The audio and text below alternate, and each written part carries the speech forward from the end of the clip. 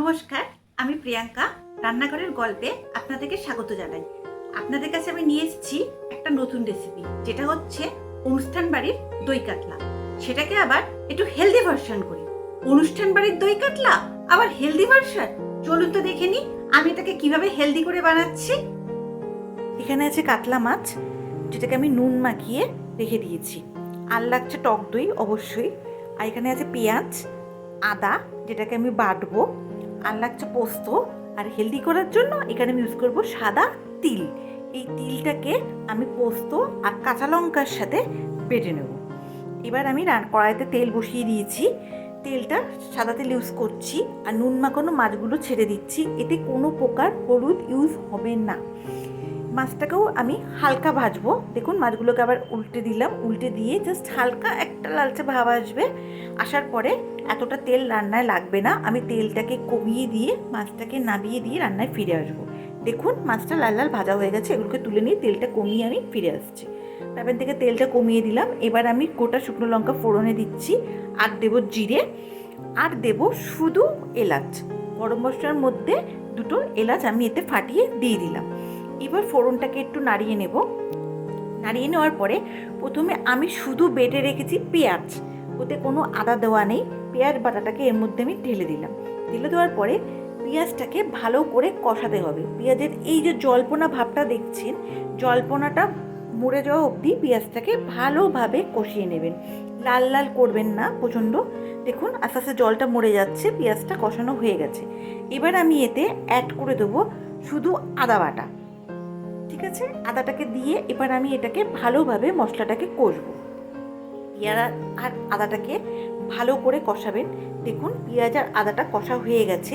এবার আমি এর মধ্যে অ্যাড করব হেলদি ভার্সন, যেটা আপনাদের বলেছি, পোস্ত, তিল, কাঁচা লঙ্কা। এটাকে দিয়ে এবার পেঁয়াজের সাথেই মশলাটাকে ভালো করে কষাতে হবে যতক্ষণ না পোস্তর কাঁচা ভাবটা চলে যাচ্ছে। এর মধ্যে আমি একটু নুন অ্যাড করে দিলাম। অ্যাড করে মশলাটাকে ভালোভাবে কষাবো। এবার গ্রাইন্ডারটা ধুয়ে আমি একটু স্লাইড, মশলাটাকে ওয়েস্ট করব না, স্লাইড আমি গ্রাইন্ডারটা ধুয়ে জল অ্যাড করে দিলাম। এবার মশলাটাকে ভালোভাবে কষাচ্ছি। দেখুন, এইভাবে মশলাটাকে খুব ভালো করে ফ্রাই করে নেবেন। দেখুন, মশলাটা কষা হয়ে গেছে।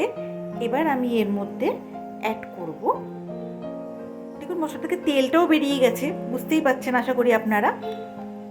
ভালোভাবে কষাও হয়ে গেছে, তেলটাও বেরিয়ে গেছে। এবার আমি এতে অ্যাড করব যে শুধু টক দইটা রেখেছিলাম। দইটাকে ভালো করে ফেটাবেন, একদম ফেটিয়ে স্মুথ করে নেবেন দইটাকে। আর গ্যাসের ফ্লেমটা অবশ্যই কম করে রাখবেন। আমি এই দইটাকে ঢেলে দিচ্ছি। কোনো প্রকারে গ্যাসের ফ্লেমটা কিন্তু জোর করবেন না, তাহলে কিন্তু আপনার দইটা ফেটে যাওয়ার চান্স থাকবে। এবার দেখুন, দইটাকে দিয়ে মশলাটার সাথে ভালো করে মিশিয়ে নিতে হবে। এই দেখুন, ভালো করে মেশাচ্ছি। দইয়ের বাটি ধুয়ে আমি স্লাইড একটু জল দিয়ে দিলাম। এইবার এই দইয়ের মশলাটাকে, গ্যাসটাকে আঁচটাকে কম করেই প্রথমে কষাবেন। তারপরে যে একটু মিশে গেলে আঁচটাকে জোর করে দিয়ে এটা কষাতে হবে। একটু কষানো হচ্ছে, যেহেতু দই দেওয়া আছে এর মধ্যে আমি স্লাইড চিনি ইউজ করলাম। এটা রান্নাটাকে ব্যালেন্স করবে।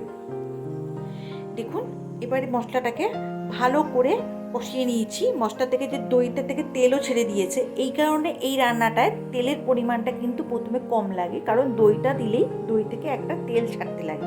দেখুন, মশলাটাকে আমি আরেকটু ভেজে নিচ্ছি।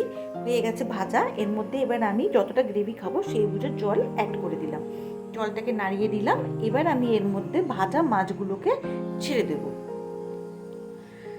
এই যে মাছ ভাজাগুলো আমি দিয়ে দিচ্ছি।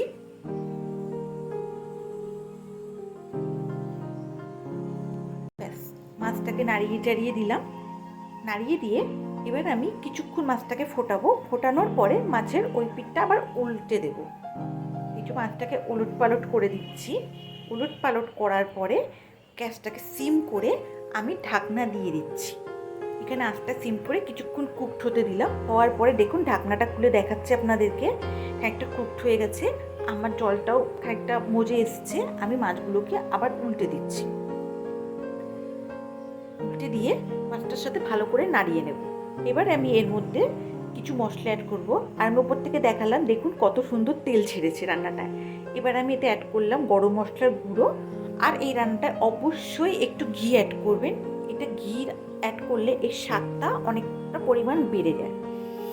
ব্যাস, আর কোনো কিছু মশলা এতে লাগে না। এবার আমি গরম মশলার গুঁড়োটার সাথে আর ঘিটাকে মাছটার মধ্যে ভালোভাবে মিশিয়ে নেব।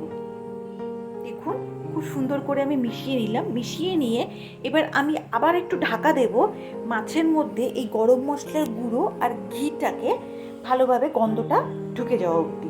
একটু স্ট্যান্ডিং টাইম দিলাম কিছুক্ষণ। এবার আপনাদেরকে তুলে দেখাচ্ছি রান্নাটা কেমন হয়েছে। ওয়াও, যা সুন্দর গন্ধ বেরোচ্ছে, আপনাদেরকে কি বলবো। কিছু কিছু ইনগ্রিডিয়েন্টস চেঞ্জ করে আমরা কিন্তু চাইলেই ঘরের রান্নাটাকে খুব হেলদি করতে পারি। এখন দেখুন রান্নাটা কত সুন্দর দেখতে হয়েছে, আর খেতে তো অসাধারণ হয়। তৈরি হয়ে গেল আমার দই কাতলা। আমি রান্নাটা ঢাকা দিয়ে গ্যাসটা বন্ধ করে দিলাম। তাহলে দেখলেন তো, অনুষ্ঠান বাড়ির দই কাতলাকে অতি সহজেই আমি হেলদিভাবে বানিয়ে দেখালাম আপনাদেরকে। অবশ্যই বলবো এই রেসিপিটা একবার ট্রাই করবেন, আর আমার ইউটিউব, ফেসবুক আর ইনস্টাগ্রাম পেজটাকে অবশ্যই সাবস্ক্রাইব করবেন।